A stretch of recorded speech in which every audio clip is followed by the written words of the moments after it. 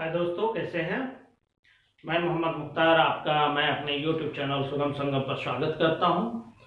आइए दोस्तों, आज हम हिंदी व्याकरण की अगली कड़ी उस वाक्य पर बात करने वाले हैं दोस्तों, क्योंकि वाक्य ऐसा टॉपिक है जिससे संबंधित प्रश्न अक्सर परीक्षाओं में पूछे जाते हैं, जैसे वाक्य संशोधन और भी बहुत सी बातें हैं जो हमें इस चैप्टर में जानना है।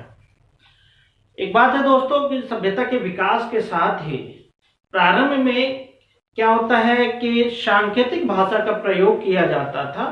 उससे भी पहले मौखिक भाषा था, मौखिक के बाद सांकेतिक भाषा आया और सभ्यता का जैसे जैसे विकास होता गया, मनुष्य ने वाक्यों को सजाना संवारना जारी रखा और वो आज भी जारी है।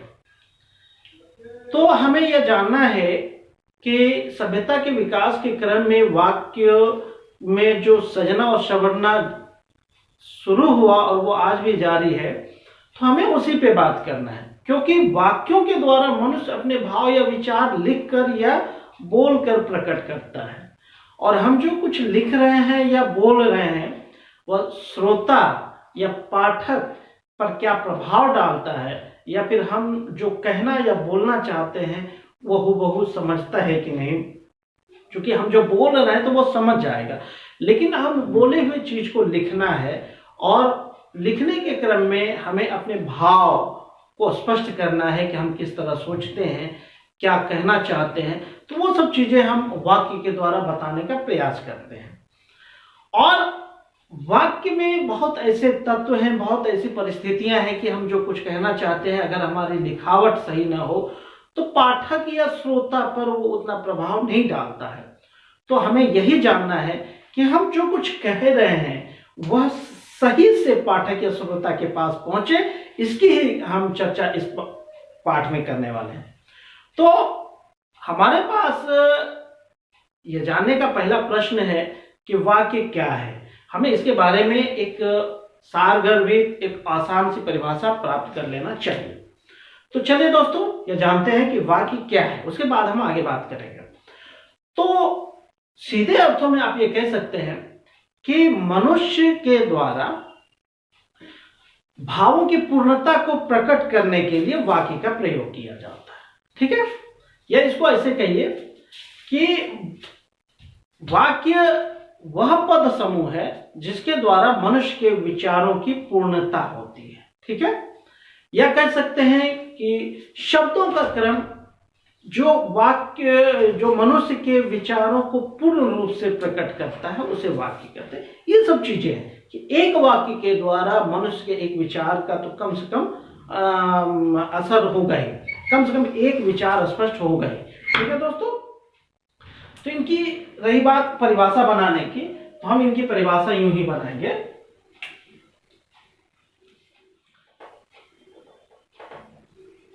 देखिए, मनुष्य के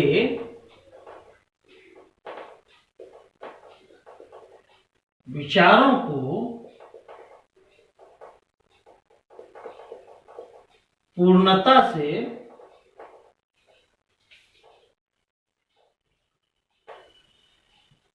प्रकट करने वाले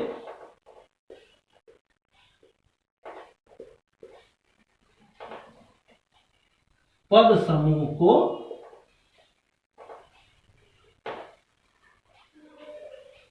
वाक्य कहा जाता है। ये आसान सी परिभाषा, कोई बहुत बड़ी बात नहीं है। इसमें ये चीजें आपको जानना है। आप यहाँ पे शब्द भी प्रयोग कर सकते हैं, लेकिन आप हिंदी व्याकरण के विद्यार्थी हैं, आपकी परिभाषा में सारगर्भिता आनी चाहिए, आपकी परिभाषा पर एक प्रभावशाली हो, उसके लिए आपको यह ध्यान रखना है। पद क्या है, पहले तो इसको जानना है। शब्द स्वतंत्र होता है, वह वाक्य में पिरोया हुआ नहीं होता है, लेकिन वही शब्द जब वाक्य में पिरो दिया जाता है, वाक्य में उसका प्रयोग कर दिया जाता है, तो वह पद बन जाता है। जैसे मोती अकेला है तो अकेला है, लेकिन कई मोतियों को यदि एक धारा में पिरो दिया जाता है तो वो अकेला मोती नहीं बनता, बल्कि वो हार या माला बन जाता है। ये मतलब है जहां शब्द एक मोती के समान है, वहीं पद जो है पूरे हार के समान है। तो यहाँ कोई बहुत बड़ी बात नहीं है, कंफ्यूजन नहीं होना है, पद और शब्द में अंतर स्पष्ट हो जाना चाहिए।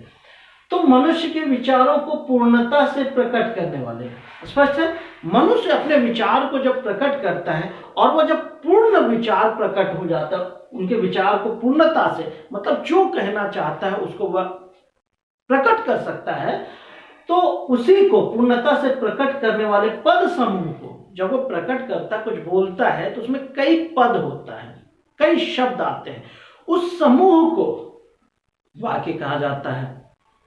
ठीक है, आप चाहे तो ये परिभाषा लिख दें, या चाहे तो एक और परिभाषा इसकी बनाई जा सकती है।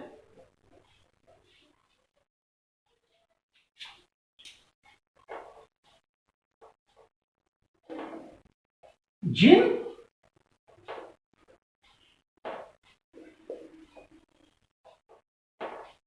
ध्वनियों के द्वारा मनुष्य, या इसको इस तरह कह सकते हैं, मनुष्य नहीं, मनुष्य तो है ही, वक्ता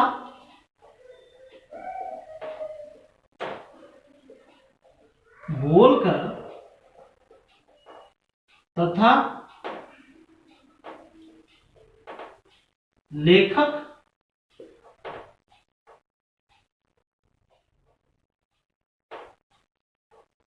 लिखकर अपने भावों या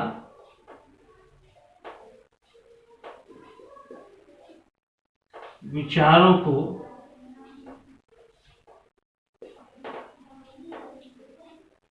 पाठक या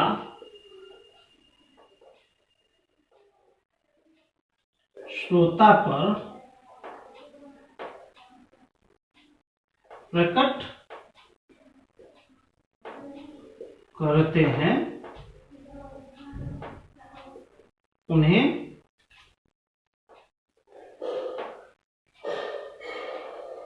वाक्य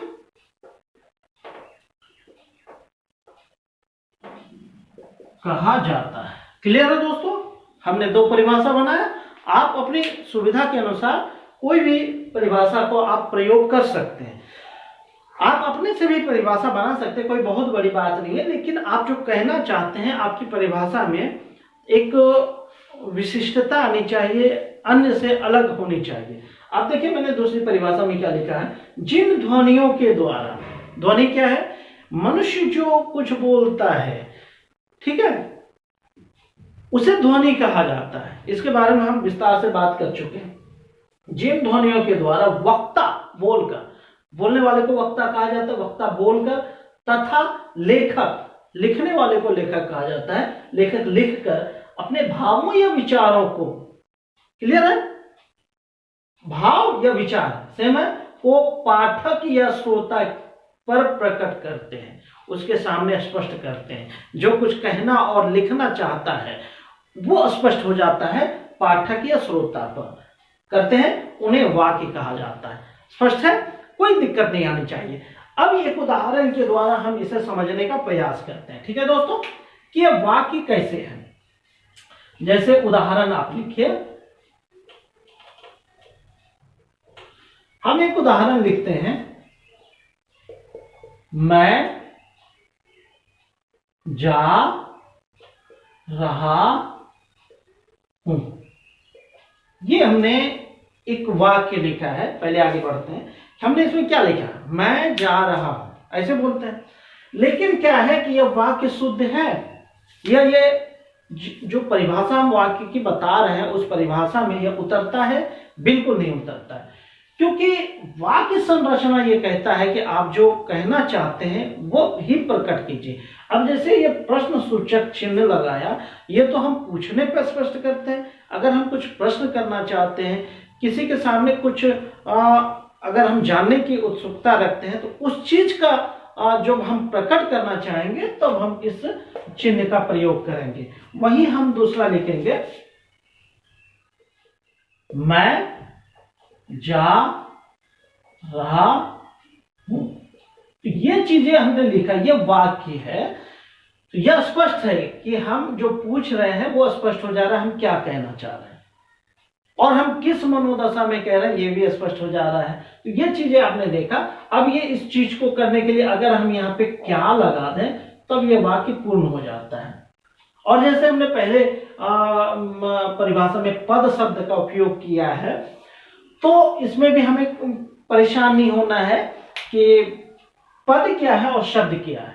रही बात काउंट करना, अगर गिनने की बात आए, जैसे हम इस वाक्य को ही लेते हैं, इस वाक्य में कितने शब्द हैं, अगर हमसे शब्द गिनने के लिए कहे तो एकदम बिल्कुल परेशान नहीं होना है। शब्द कितना है, 1 2 3 4, कितना है शब्द,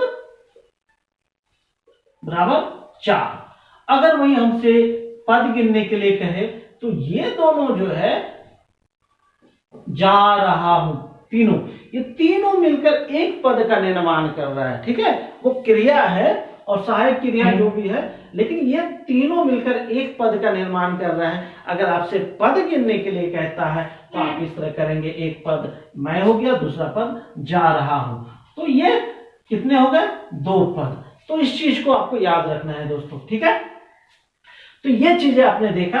मूलतः हमने ये बताने का प्रयास किया कि वाक्य की परिभाषा क्या होनी चाहिए या वाक्य की परिभाषा क्या है।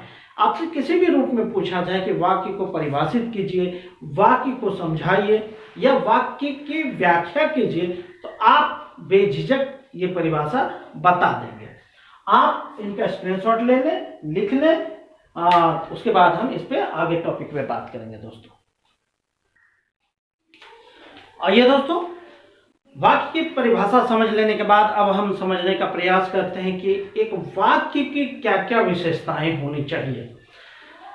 तो वाक्य की परिभाषा समझ लेने के बाद हमें उम्मीद है कि विशेषता पे ज्यादा हमें माथापच्ची करने की जरूरत नहीं होगी। लेकिन यदि हमें परीक्षाओं में पूछा जाता है कि वाक्य की विशेषता लिखिए, तो हमें उन्हीं में से छानकर हमें विशेषता निकालनी है।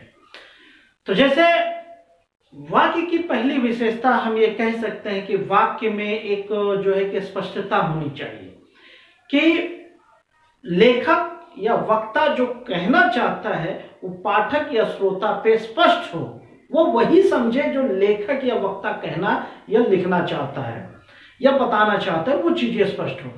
तो वाक्य की पहली विशेषता दोस्तों क्या हो जाती है, स्पष्टता। स्पष्टता आप समझ रहे हैं, क्लियर हो जाना चाहिए, कोई संशय नहीं रहना चाहिए कि कहने वाला क्या कह रहा है, वही चीजें हम अगर समझ पा रहे हैं तो ये वाक्य की पहली खूबी है। ठीक है, यहां तो कोई दिक्कत नहीं होनी चाहिए। दूसरी विशेषता दोस्तों ये है कि वाक्य जो है कि मनुष्य के सोए विचारों या भावों को जागृत करता है। ठीक है, कवि क्या करता है या लेखक क्या करता है, अपनी लेखनियों के द्वारा पाठक या श्रोता को प्रभावित करता है और उनके मन के विचार को मोड़ने का प्रयास भी करता है। ठीक है, आप आजादी की लड़ाई को देख लीजिए, साहित्यकार अपने साहित्य के दम पर आम जनमानस की भावना को जागृत करना चाहते थे, उनके मन के अंदर एक जो है कि नई ऊर्जा का संचार करना चाहते थे और उसमें वो सफल होते थे। तो वाक्य की दूसरी विशेषता ये है कि वह पाठक या श्रोता के मन के विचारों को या भावों को जागृत करता है। तो दूसरा विशेषता ये आ गया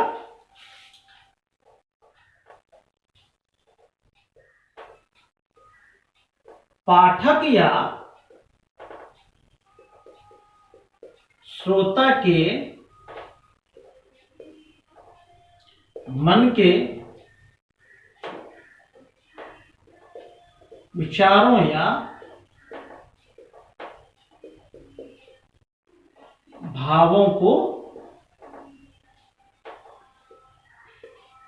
जागृत करना, ये दूसरी विशेषता हो गई दोस्तों। अब आगे बढ़ते हैं कि इसकी तीसरी विशेषता क्या है। एक चीज आप देखिए कि जब वाक्य कोई हम लिखते हैं उसमें क्या होता है कि एक तारतम्य होता है, एक प्रकार का एक लय होता है। हम जो कुछ बोलते हैं तो उसमें एक तरह का लय होता है। ठीक है, तो वाक्य की तीसरी विशेषता आप ये गिना सकते हैं कि वाक्यों में एक तारतम्य होता है। तारतम्य, आप जो कवि है या आप देखते हैं कि जब वो बोल रहे हैं कुछ या गा रहे हैं तो उसमें एक तरह का उतार चढ़ाव होता है। तो ये चीजें हैं कि वाक्य की तीसरी विशेषता क्या है कि वाक्यों में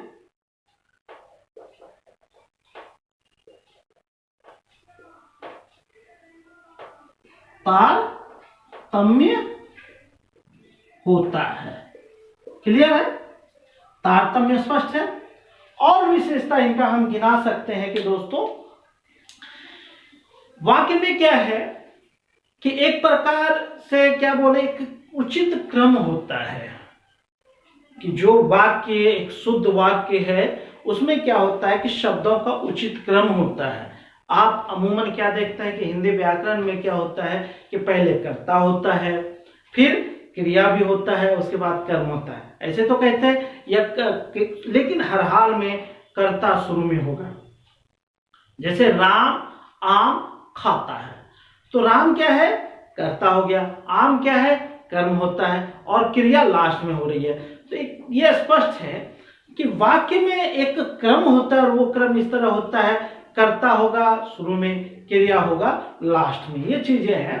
कभी कर्म भी लास्ट में होता है, जब द्विकर्मक होती है, दो कर्म होता है, एक शुरू में भी हो जाता है, एक लास्ट में भी हो जाता है, लेकिन हर हाल में क्रिया अक्सर वो लास्ट में ही होगा। तो जिस भी तरह से हम, वो हमारे ऊपर डिपेंड करता है कि हम अपने भावों या विचारों को किस तरह प्रकट करते हैं। लेकिन उसमें भी ये चीजें हैं कि वाक्य की एक जो है कि विशेषता ये है कि उसमें शब्दों का एक निश्चित क्रम होता है, एक क्रम में वो शब्द होते हैं। तो आप इनकी एक परिभाषा ये विशेषता ये आप गिना सकते हैं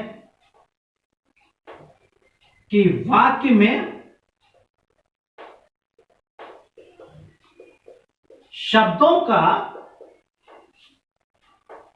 क्रम अनुशासित होता है, अनुशासित होता है। तो ये चीजें दोस्तों वाक्य की विशेषता के अंतर्गत आ गया। तो एक बार और, वाक्य की विशेषता क्या है कि पहली विशेषता है कि स्पष्टता होगी, विचारों की स्पष्टता होगी, ठीक है। दूसरी विशेषता होगी कि पाठक या श्रोता के विचारों या भावों को जागृत करने वाला हो। तीसरी होगी कि वाक्यों में तारतम्यता होती है, ठीक है, एक निश्चित उतार चढ़ाव होता है, जो कहने वाला कहता है और लिखने वाला लिखता है। और चौथी प्रमुख विशेषता है कि शब्दों का क्रम अनुशासित होता है, एक अनुशासन में शब्दों का क्रम होता है। तो ये प्रमुख रूप से चार इनकी विशेषताएं हैं। आपसे परीक्षाओं में पूछा जाएगा, और अगर नहीं भी पूछा जाता है तो मनुष्य एक सामाजिक प्राणी है और समाज में रहकर उन्हें अपने विचारों को प्रकट करना है। अगर आप शिक्षित हैं तो आपकी वाक्य और आपके बोलने की शैली और जो अशिक्षित है उनकी शैली में अंतर हो जाता है, क्योंकि जो अशिक्षित है और निरक्षर है उनकी वाक्य रचना और शैली, जो वो बोल रहा है उनकी शैली जो है वो अपने हिसाब से बोल देगा, और जो हम शिक्षित हैं या जो साक्षर व्यक्ति अपने वाक्य की संरचना करता है, अपने विचारों को प्रकट करता है, तो उनमें जो है कि वाक्य में शब्द जो है, पद जो है वो अनुशासित होगा। तो ये इस तरह वाक्यों की विशेषता होती है। और बहुत से विद्वान मानते हैं कि मन को, इनकी एक विशेषता ये भी है कि मन को मोहने वाला, ये भी एक वाक्य की विशेषता में गिना जाता है कि मन को मोहने वाला, मन को एकदम खुश कर देने वाला, ये भी गुण पाया जाता है वाक्य में। अब जैसे हम माँ शब्द बोलते हैं कि मेरी माँ अच्छी है, तो ये कितना होता है, मन को खुश कर देता है। और अगर हम वही बोल दें कि मेरे पिता की पत्नी अच्छी है, तो थोड़ा अजीब सा लगता है और वो उतना सुंदर नहीं रह पाता है जितना कि एक माँ शब्द होता है। तो आदमी वाक्य को सुंदर बनाने के लिए अच्छे अच्छे शब्दों का भी चयन करता है। तो ये भी विशेषता है वाक्यों की। अब हम ये जानने का प्रयास करते हैं कि वाक्यों में क्या क्या तत्व पाया जाता है। ये विशेषता हो गई। तत्व और विशेषता अलग अलग है दोस्तों, हमें यह जानना है। विशेषता जान लिया आप। अब हमें जानना है कि वाक्यों में कौन कौन से तत्व पाए जाते हैं। तो आइए उस पर हम बात कर लें।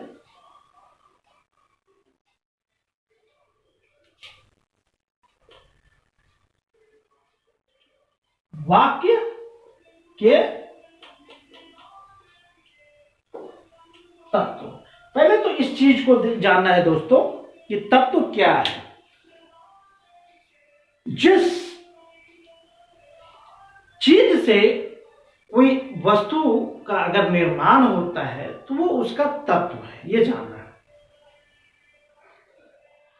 अब यही बात वाक्यों में भी लागू होती है कि वाक्य के प्रमुख तत्व क्या है। ठीक है, अब ये देखिए, इनका पहला तत्व अगर हम गिनाते हैं, हम आगे समझाते जाएंगे। वाक्य का पहला तत्व है आकांक्षा। आकांक्षा मतलब इच्छा, भी इच्छा आप कह सकते हैं। इसको इस तरह लीजिए कि कोई व्यक्ति अगर कुछ कहना चाहता है और वह कह रहा है, और कहने के साथ श्रोता या पाठक के मन में यदि कुछ प्रश्न उठे और इस प्रश्न की पूर्ति अगर वाक्य से होती है, इसी को हम आकांक्षा कहते हैं। जैसे आकांक्षा स्पष्ट है, जैसे हम उदाहरण लिखते हैं कि जा रहा है। अगर कोई वक्ता बोलता है कि जा रहा है, तो श्रोता के मन में अनायास विचार आता है कि कौन जा रहा है, और इसकी पूर्ति जो होता है वह वाक्य का एक प्रमुख है कि हम कुछ भी बोल सकते हैं। वह जा रहा है, राम जा रहा है ना। इस तरह के तत्व पाए जाते हैं वाक्य में। पहला तत्व हो गया आकांक्षा, कि किसी भी शब्द को सुन लेने के बाद अगर दूसरे शब्द सुनने की इच्छा जगती है तो उसे आकांक्षा कहा जाता है। और दूसरा इनका जो है कि तत्व है योग्यता। योग्यता क्या है कि इसको इस तरह समझिए, वाक्यों का एक प्रमुख तत्व है योग्यता। और योग्यता वो है कि वाक्य जो है कि अर्थबोधन की उसमें योग्यता हो। वाक्य वही है और सही वाक्य वही है जो अर्थ को स्पष्ट कर सकता है। जैसे अभी हमने उदाहरण दिया था कि मैं जा रहा हूं और उसमें प्रश्नवाचक चिन्ह लगाया था, तो वह वाक्य नहीं है बल्कि अशुद्ध वाक्य है। ये चीजें हम शुद्ध, जब वाक्यों का शुद्धिकरण पे बात कर रहे होंगे तो वहां इस पे हम डिटेल से बात करेंगे। फिलहाल हम यहाँ जान रहे हैं कि वाक्य का क्या क्या गुण है। ठीक है, सॉरी मतलब तत्व है, उस पे हम बात कर रहे हैं। ठीक है, तो वाक्य के दूसरे तत्व में गिने जाते हैं कि योग्यता, अर्थात वाक्य में अर्थबोधन की योग्यता पाई जाती है। ठीक है, योग्यता का मतलब क्या है? अर्थबोधन की योग्यता, अर्थबोधन की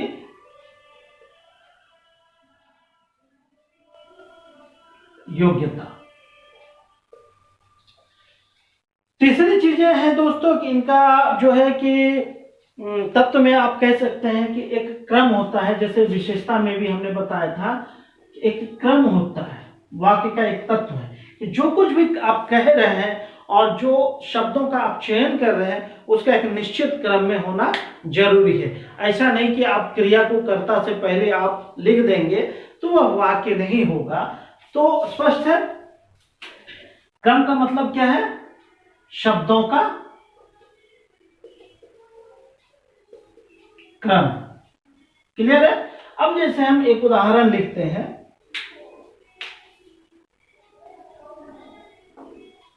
वह गाना गाता है। ठीक है, ये वाक्य है। ये वाक्य इसलिए है कि इसमें शब्दों का एक निश्चित क्रम है। जिस शब्द को, जिस पद को जहां होना चाहिए वहां है। ठीक है, तो ये मुख्यतः 3 तत्व है शब्द के। आपको बिल्कुल भी कंफ्यूज नहीं होना है। परीक्षाओं में इस तरह से प्रश्न पूछे जा सकते हैं कि शब्द के कौन कौन से तत्व हैं। तो आपको मुख्यतः ये 3 तत्व ही वो याद रखना है। ऑब्जेक्टिव में पूछा जा सकता है कि निम्नलिखित में से कौन वाक्य के एक प्रमुख तत्व नहीं है, तो जिसमें यह 3 रहेगा और चौथा कोई अन्य रहेगा, तो आपको यह 3 हर हाल में याद रखना है दोस्तों। तो इस तरह हमने आज इस वीडियो में वाक्य की परिभाषा, वाक्य की विशेषता और वाक्य के तत्व को जानने का प्रयास किया है। ठीक है, इसके बाद हम नेक्स्ट वीडियो में वाक्य से संबंधित और जो प्रश्न है उस पर बात करेंगे। जाते जाते और दोस्तों कि आपसे निवेदन है कि जितना ज्यादा से ज्यादा वीडियो को लाइक कीजिए, कमेंट कीजिए, शेयर कीजिए, क्योंकि मैं जितना मेहनत कर रहा हूं इसका फायदा अधिक से अधिक साथियों तक पहुंचे, यही मेरी मंशा है, यही मेरा उद्देश्य है। इसी के साथ थैंक यू, जय हिंद, जय भारत।